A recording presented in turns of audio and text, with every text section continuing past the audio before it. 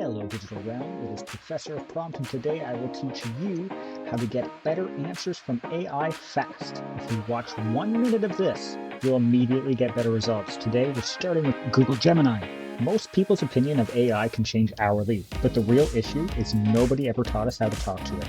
Vague instructions, no structure, no context, so the answers feel random or generic. That's normal. Nobody explained this. I won't give you my magic prompts. However, I'll show you how to build them. Better prompts equals better AI. Here's the most common mistake everyone makes. They type very generic prompts. Write an email, explain this, help me with this. Gemini has no idea who it's supposed to be, what you're imagining, or what good actually looks like. So instead, I want you to give Gemini 3 things for every prompt: who it is, what to do, how the answer should look like. So when we create any prompt, we have to remember to include these 3 minimum things: who it is, what to do, how the answer should look. You're a professional email writer. That's who it is. What to do: write a polite but firm email asking for a deadline update. And how the answer should look: we want to keep it under 100 words, and we don't want to include a signature.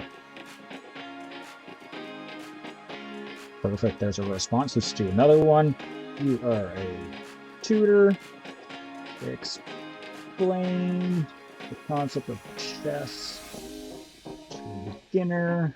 Use simple language and an example.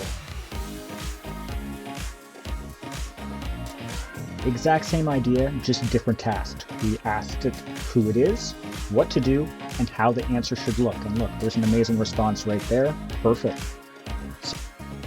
It isn't bad at answering, it's bad at guessing. And because it's eager to help, guessing often leads to mistakes, assumptions, and hallucinations.